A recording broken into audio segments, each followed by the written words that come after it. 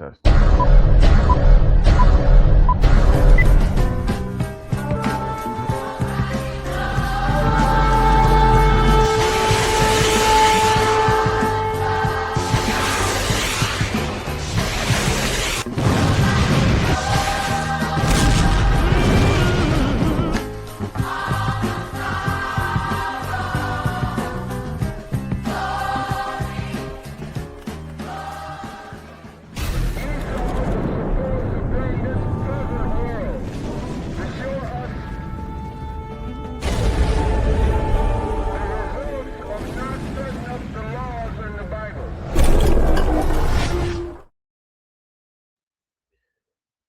Okay, Shalom.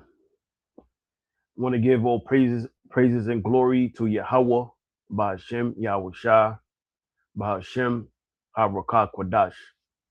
Want to give double honors to the eldest apostles of Great Millstone and the bishops of Great Millstone.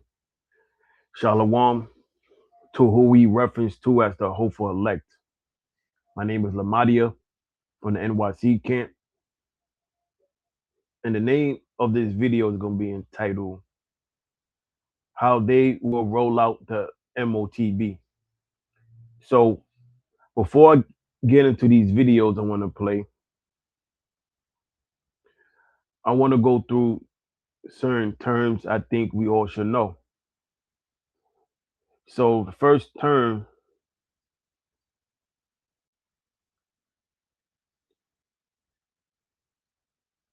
bear with me.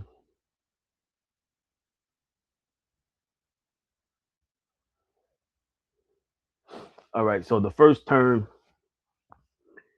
is behaviorism. I'm gonna read a little bit.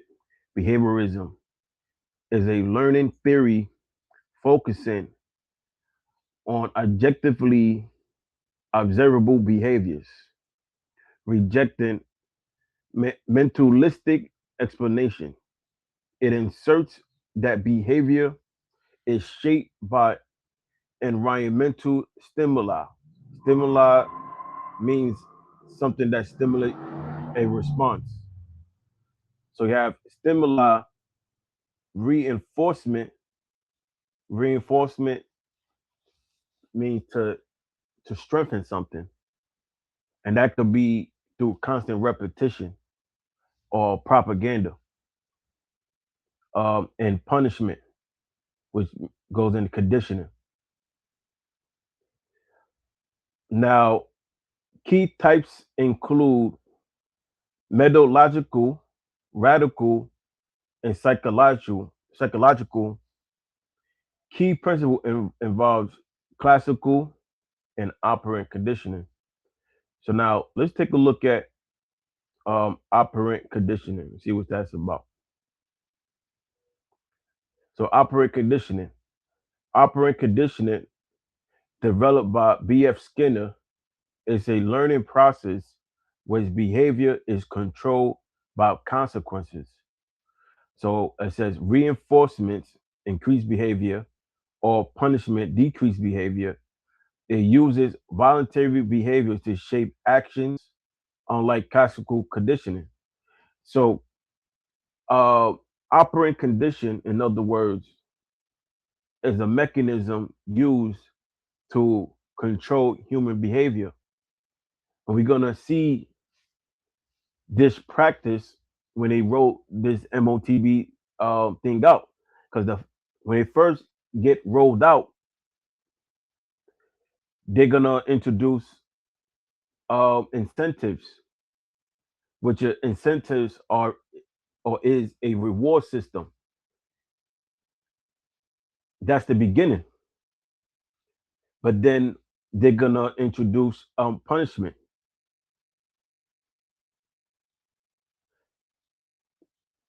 So these are all going to be factors to get the people under control. So it says it uses voluntary behaviors to shape actions, unlike classical condition. So it says key concepts include positive and negative reinforcement. Punishment, shaping, and reinforcement schedules. Let me put psychology. Uh, let me see if I get something different.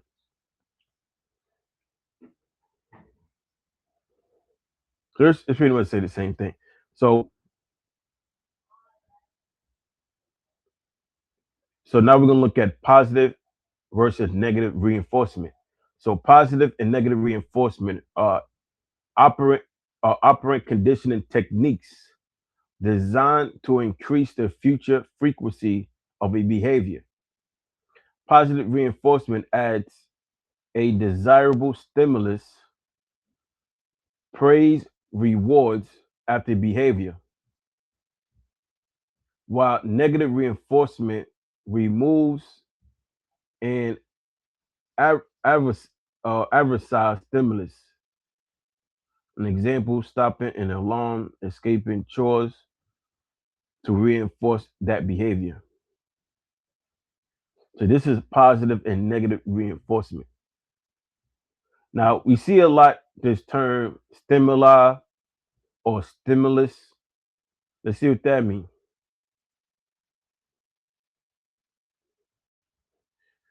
Okay, stimulus.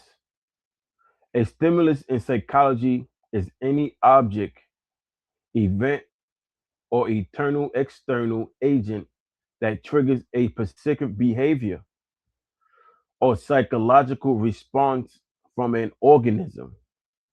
It acts as an environmental agent or sensory input, sight, sound, touch, smell, taste, that initiate activity or trigger a response crucial for learning and survival.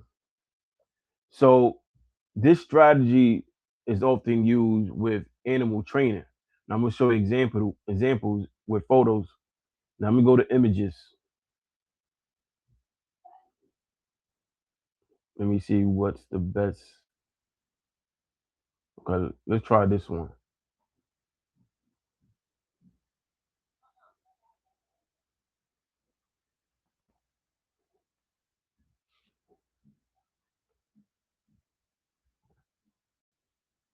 So there you go.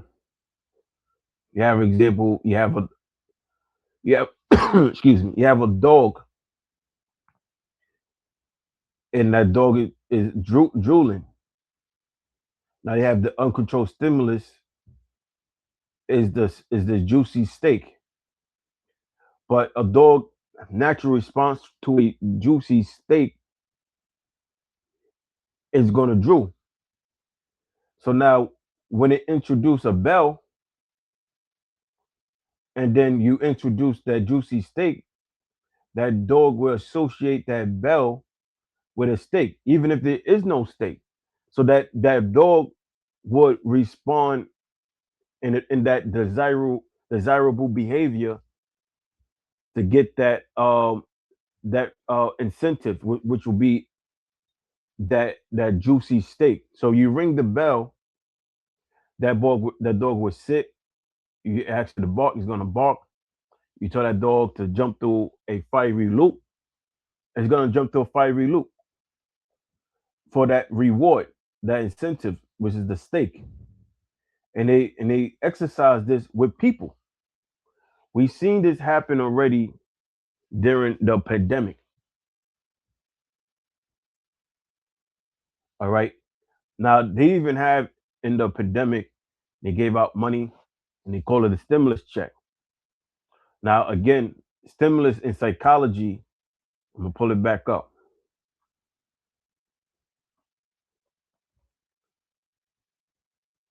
So in psychology, is an object, event, or internal external agent that triggers a specific behavior or psychological response from an organism.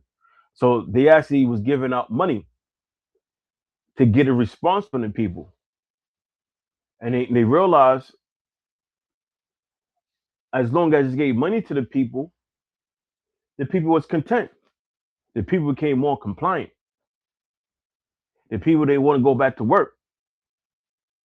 Because believe it or not, the the um the Sea Ragged Muffet demic was a dress rehearsal for the MOTB. And then when they fully roll it out, they know they know already how the people gonna respond. How many people gonna push back? How many people gonna be compliant? How many people gonna push back, but then comply when things get taken away? But they do this through research. Now, before I play this video, I want to go to Psalms 64:5. They encourage themselves in the evil matter. They commune of laying snares privately. These snares means traps. They say who shall see them. They search out iniquities. They accomplish a diligent search. So Esau, he looks into everything. That's where we get the term psychology. The word psych means mind, and the suffix ology means the study of or to study. So when you comprise these words together, it translates to the study of the mind. That's why he could tell you about operant conditioning, classical conditioning, um, positive and negative reinforcement, stimulus, because these are all things Esau looked into. He studied human behavior. How much can you pull away before the people snap? How much can you give and take away to get the people to comply to whatever change they want to introduce? So I read it again. They search out iniquity. They accomplish a diligent search. Both the inward thought of every one of them and the heart is deep. So Esau, he looks into everything. And one of the main ways Esau is going to introduce this MOTB is going to be as a medical breakthrough. Now, before I play this video, I just want to put the disclaimer out there. Bear with me. So, disclaimer, copyright disclaimer under Section 107 of the Copyright Act 1976. Allowance is made for the fair use for the purpose such as criticism, comments, news reporting, scholarships, and research. Fair use is a use permitted by copyright statute that might otherwise be infringing. So with that being said, this video is for educational purposes, and this video is not being monetized. So with that being said, fair use, fair use. Now let's go into this video. Bear with me.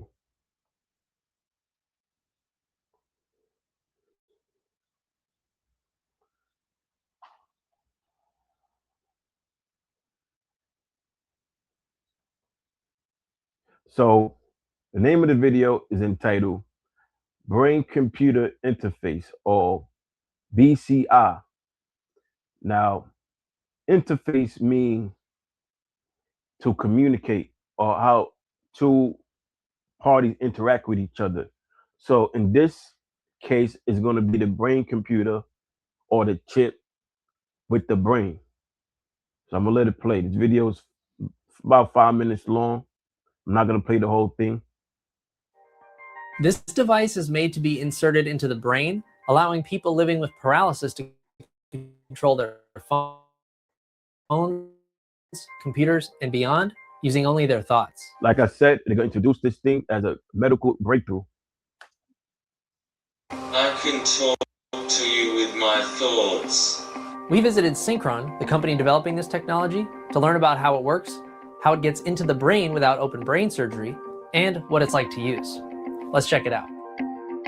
The dream of controlling computers with brainwaves, known as a brain-computer interface, or BCI for short, has been around for decades. So far, most of these technologies have primarily stayed within the bodies, especially when it comes to devices that are actually implanted inside the skull itself. Synchron aims to change that. Synchron is bringing electronics into the brain in a minimally invasive way, and it's going to be useful for brain-computer interfaces, for brain monitoring,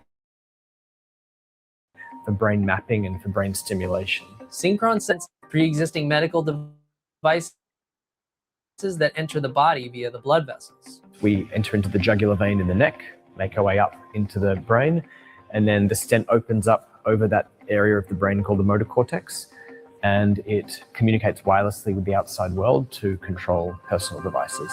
The resulting implant is called a stentrode, and the full system is called the Synchron switch. Oxley demonstrated the insertion for us on a model brain used for training by doctors before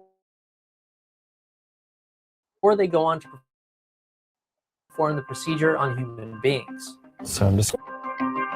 Tom said that the prevalence of caths, places where catheter-based procedures occur, creates a good jumping-off point for the stentrode to become a more widely accessible medical device. Our philosophy for a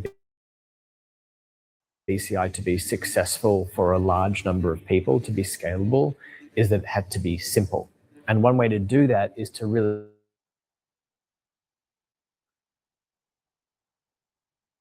the antennas inside the stentrode pick up the signals inside the brain, and the Synchron switch transmits them wirelessly to perform the desired action. The simplest elements of control are point and click. Stare at it and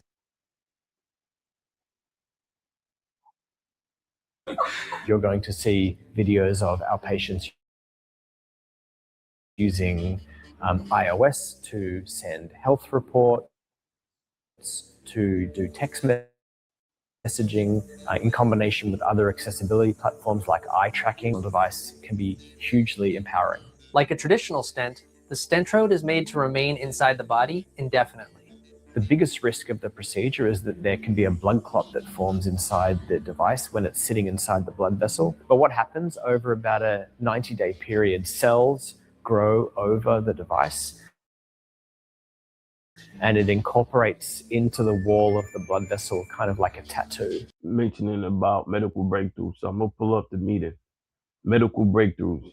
A medical breakthrough is a significant, often sudden improvement in diagnosing, treating, or preventing diseases that overcomes major barriers to progress. These advances dramatically improve patient care, such as new, highly effective treatment for previous untreatable conditions or innovative diagnostic technologies. So now let's go to Proverbs 14 and 12. Because these things fall under the MOTB, the mark of the beast. So this Proverbs 14 and 12, there is a way which seemeth right unto a man, because the way they're going to roll it out and present it to the public as a thing of convenience, a thing of medical advances, medical breakthroughs, a solution for illegal immigration. So that's how they're going to deceive the people in receiving this. A person that may have a violent crime that's locked up, they're gonna introduce this MOTB to them and say, well, we will release you into the world if you accept this MOTB. Because as long as you have this device within you, we can now monitor your movements, your behavior patterns. And guess what? A lot of people are going to take it. But then you're going to have the resistors, and the resistors, they're going to threaten them with capital punishment, which is the death penalty. So there is a way which seemeth right unto a man, but the end thereof are the ways of death. Now, it's going to lead to your demise, because if you take this chip, guess what? The Most High is going to take you out. And you're going to partake in the nuclear destruction.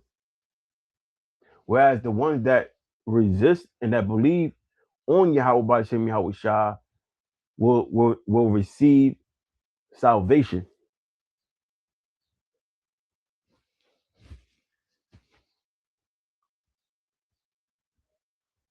Now, let's go to 2 Corinthians 2 and 11.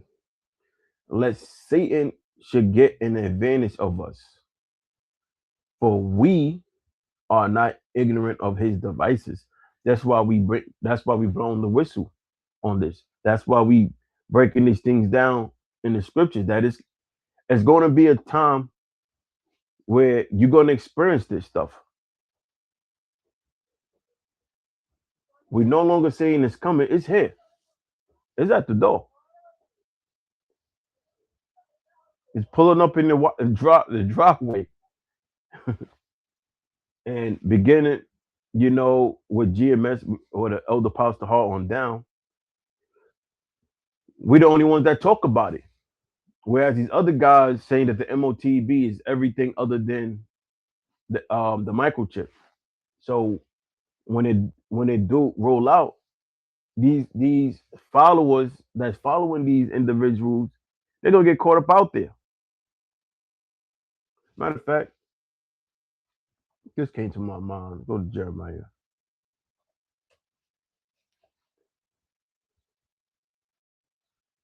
I believe it's Jeremiah.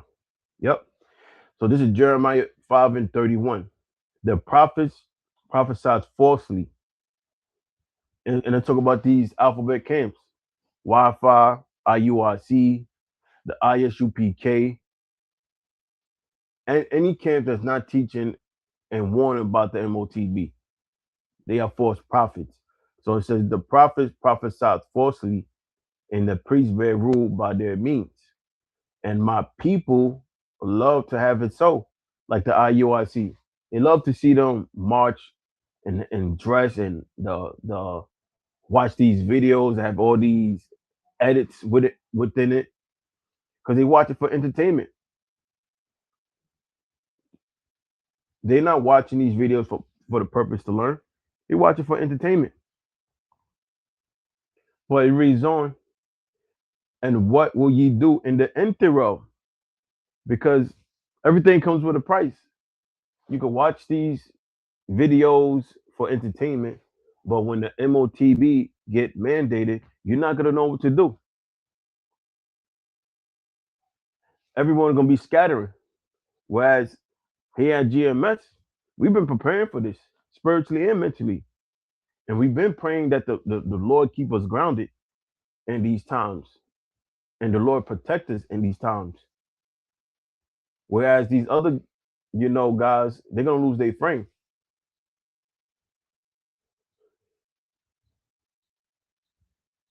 I want to play this video from Redacted. A microchip is in your hand. Sweden digital ID, microchip experiment 10 years later. Well, a few years ago here on Redacted, we covered Sweden's bizarre microchip implanting story and their plan, which would have everyday citizens opting to have microchips implanted right into their bodies, right into their hands, the RFID or near field communications chips, or NFC, basically the size of a grain of rice. Thousands of Swedes the plunge. And many, since the story first published, many more thousands have taken the plunge. The idea is that the chips would speed up your user's daily life, make their lives more convenient, access their homes, office, gyms, just swipe it right on your door or keypad and you're right in there. Here is one of the individuals lining up to get one of the chip implants, and just being able to get it, poked right in the hands. Now, when the program started, the demand was off the charts. There were waiting lists. Companies could insert these things. They couldn't insert these things fast enough. And then shortly after it, it won high praise from the World Economic Forum. Well, yeah. I mean, if you want to track people and they let you. Exactly. That's on them. So World Economic Forum is like, hey, this is great. And if you read the article, the World Economic Forum piece on this, they even point out that's no big deal. It's just like a simple, like a slight sting in when you get it. No big deal. Imagine telling our youngest who hates shots, that you're just going to get this chip forever. It's only going to hurt for a little bit. And it will be able to track everything that you do. Yeah. Yeah. Flash forward to 2026, and now these and where are things at with this program? We wanted to check in on this program, see how it's being floated for digital IDs, digital currency, how it's competing with the incredibly popular bank ID system in Sweden. It's very, very popular. It's almost at 100% usage, the ID system in Sweden, 100%, up to 8.7 million users now across the country. It's basically their dominant digital ID system. So is there a marriage between like implanting yourself with these chips, using the country digital ID system? To have Maria Z joining us today to talk all about this from Z Media, and who's been watching, of course, she has very keen insights into watching how all of this tracking across around Europe, Australia are unfolding and watching them. Great to see you, Maria. Welcome back to the show. Great, you both again. Thank you so much for inviting me. These particular chips, I will say from the outset, I'm not that worried about the microchips, and I'll explain why.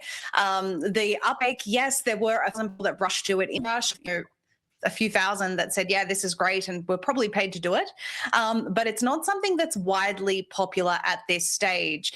What I'm more concerned about, truthfully, is an admission from MIT that happened in November of 2025. So a publication from MIT News actually reads, quote, new therapeutic brain implants could defy the need for surgery. Now, you see how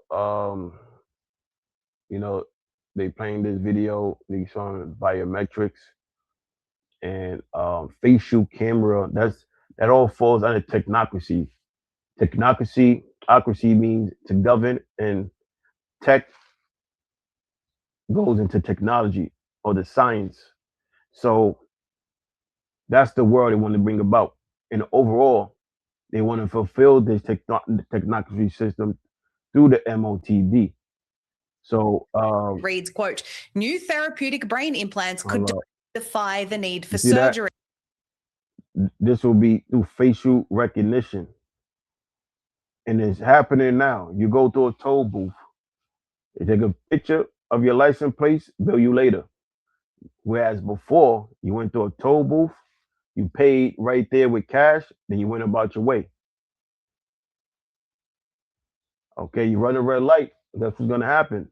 A cop is not gonna pull you over. You're just gonna get a ticket in the mail, and it's gonna in that ticket, you're gonna have a picture of your license plate and a photo of you running the light, and it's gonna give you when to appear to court or just pay the fine. That's all technocracy, or that falls under of technocracy.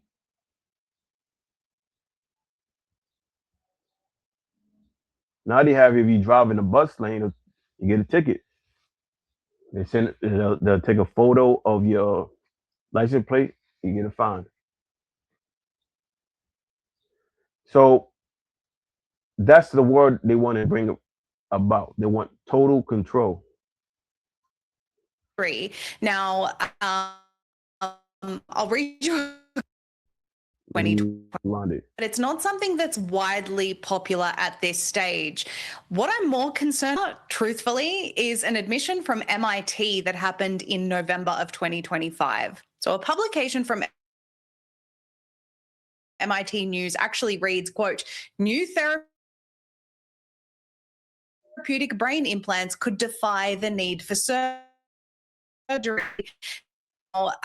Regional, of course, alarming, and researchers developed microscopic wireless bioelectronic could travel through the body's circular drain so they could provide quote unquote focused treatment, because it's about treating Alzheimer's and things of this nature, right? Not covert operations, everyone.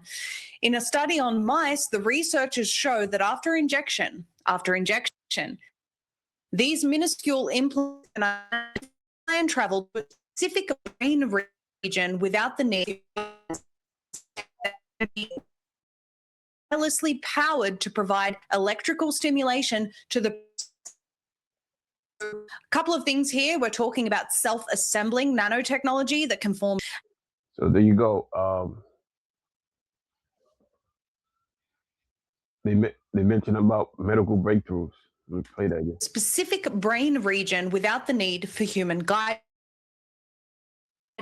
Once there, they can be wirelessly powered to provide electrical stimulation to the technology that can form brain implants that is, one, done through injection, so vaccines, and two, does not need any human intervention once it's been administered. And keep in mind, they said the V word. Now, I'm going to pause it there. And select, yeah. I want to play this statement.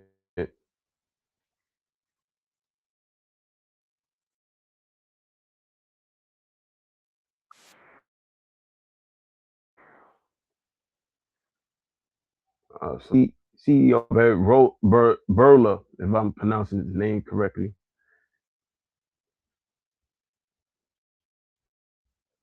So this is what he had to say. I truly think the best days of Pfizer are ahead of us, because COVID was, for me, like a rehearsal, a prova generalization, and do the impossible possible against a main disease. We are after cancer and. So keep in mind, he said it was a rehearsal. So they just know they're gonna roll this thing out as a miracle breakthrough. That's the first introduction of it, and then it's gonna get more aggressive. Now let me see what I have up here.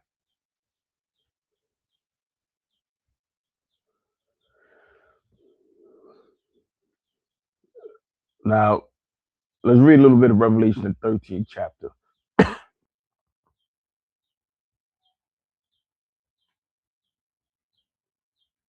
Bear with me.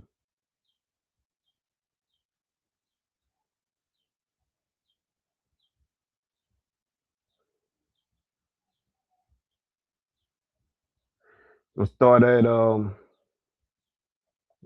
12, Revelation 13 and 12.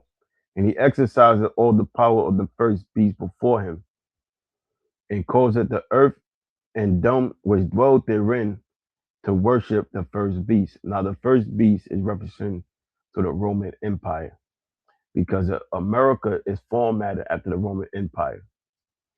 And it says, whose deadly wound was healed.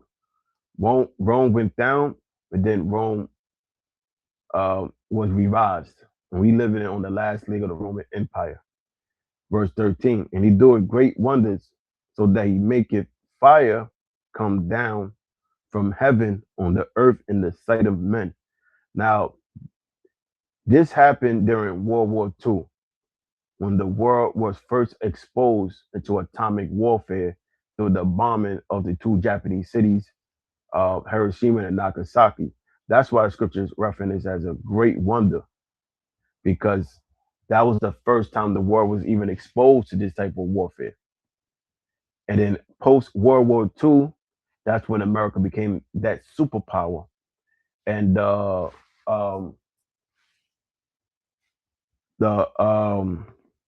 U.S. the world the world currency for trading transitioned from the British pound onto the U.S. dollar. So I'll read it again. And he doeth great wonders, so that he make fire come down from heaven on earth in the sight of men. So I'll bear with me. Give me 1 second.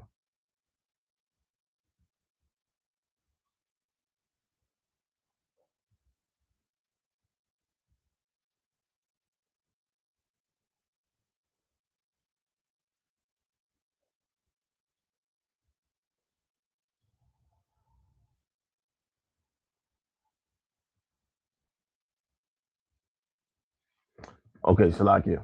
So let me read it again. And he doeth great wonders, so that he maketh fire come down from heaven on the earth in the sight of men.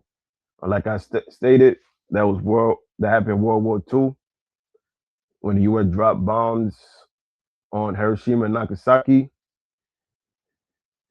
and the U.S. became the financial hegemony, and the U.S. dollar became the world reserve currency. Verse 14, and deceiveth them that dwell on the earth by the means of those miracles which he had power to do in the sight of the beast, saying to them that dwell on the earth that they should make a image to the beast, which had the wound by a sword, and did live.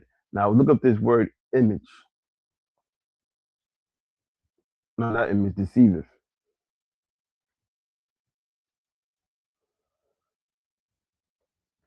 So the word deceiveth. Strong's G 4105 planao. Planao. Planaho, meaning to cause to stray, to lead astray, lead astray from the right way, to go astray, to wander, to roam about. So deceiveth means to go to lead astray. Now the word planeo is where you get the word planet from, because when they used to look up in the skies and they seen these celestial lights, they noticed you had some of these celestial lights will be stationary. Then you had these celestial lights that will move around depending on the season, and they called them planets, wandering stars. So that's where we get the word planet from, wandering stars. So the word planet means to wander or to go astray. And there's a scripture on that. This is in Jude 10, 1 and 10. Okay. But these speak evils of those things which they know not, but what they know naturally, as brute beasts, and those things they corrupt themselves. Woe unto them, for they have gone in the way of Cain, and have ran greedily after the error of Balaam for reward, and perish in the gainsaying of Kor. These are spots in your feast of charity, when they feast with you, feeding themselves without fear, clouds without water, carried about of winds, trees whose fruits withereth without fruit, twice dead, plucked up by the roots. Now here's the point. Verse 13.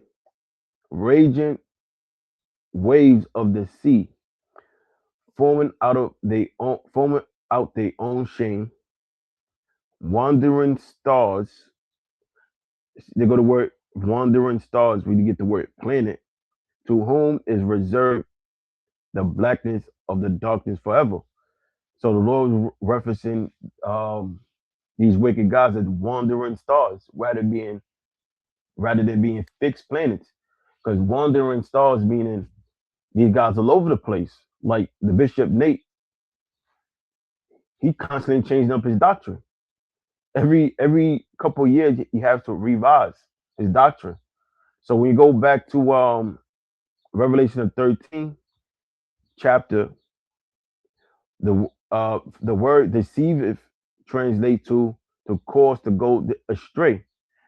And how is he gonna cause the people to go astray? Esau, the lead of Esau, is through lies. How these things gonna benefit you? How convenient these things gonna be? Medical breakthroughs. You don't have to walk around with a wallet anymore.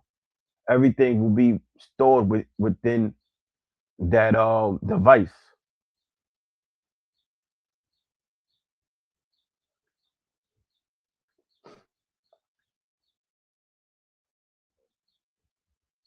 All right. All right. So let's. This is the world's first commercial biological computer running on living human cells. The CL1 computer is the brainchild of Melbourne-based Cortical Labs. This is where the neurons would be embedded in. CEO and founder Han-Wang Chong says it fuses cell-derived neurons with silicon, creating a new class of AI known as synthetic biological intelligence. Unlike using artificial neural networks, we grow real biological neurons into computer chips.